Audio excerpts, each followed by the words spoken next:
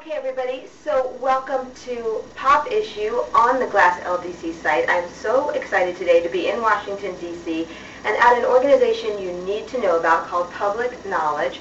I'm with one of the attorneys at Public Knowledge, Jody Griffin, who I'm going to introduce and get into the issue a little bit. But let me just tell you about Public Knowledge in case you're not quite sure and you're not up on it. Essentially, it's a consumer advocacy group that focuses on digital. So you know, all things tech, we love it.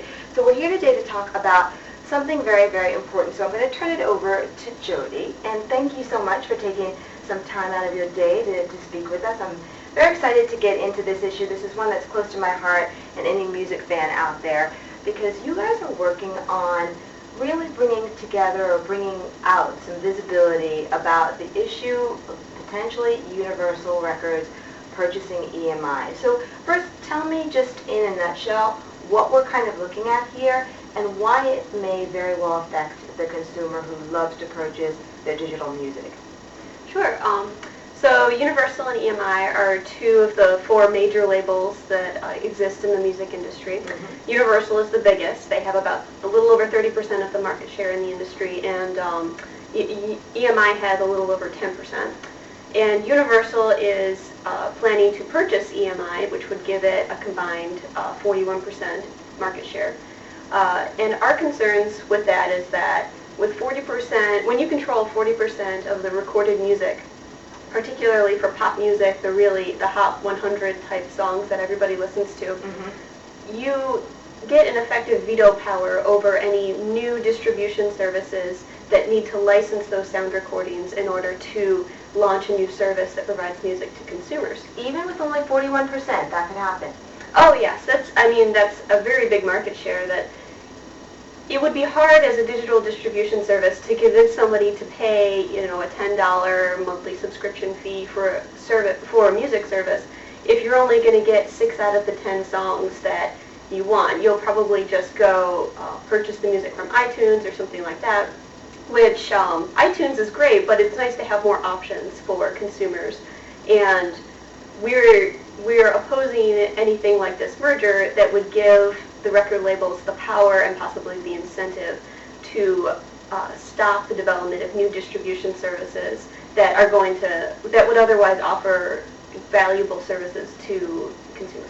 So it could really affect those who love to buy their Kanye, their Drake, et cetera, in the long run, because maybe pricing could be positioned in a certain way that might not necessarily be advantageous, and like you said, really lessen just competitive play that helps the consumer in terms of purchase power and all that. At least this is what they say going forward. Right, yeah, there's a lot of ways this could play out.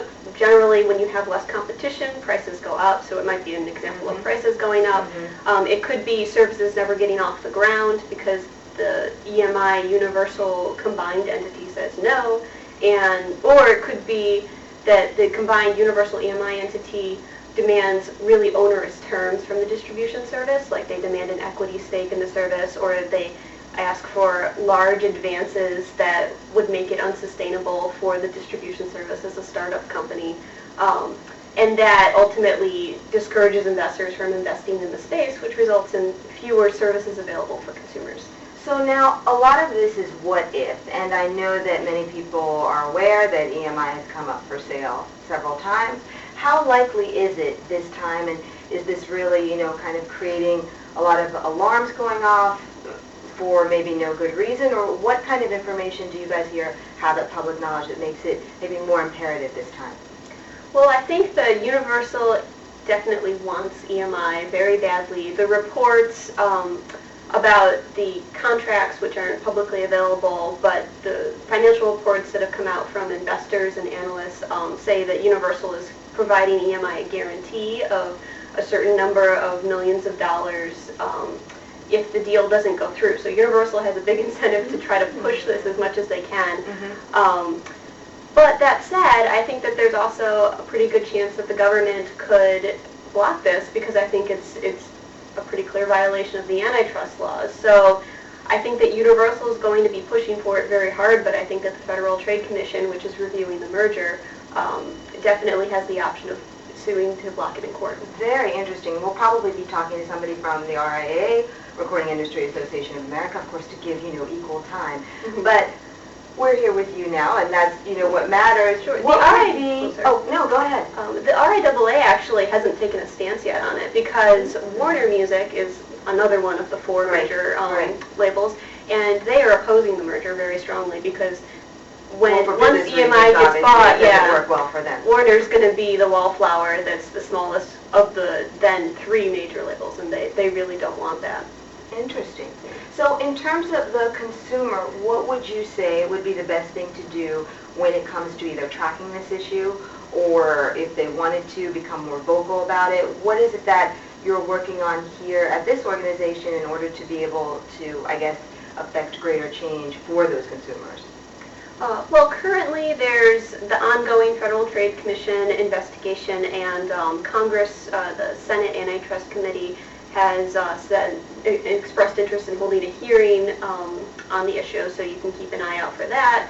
I think it's also likely that as the wheels start moving more on the antitrust review, that you'll see consumer petitions and things like that popping up, although nothing's been announced yet.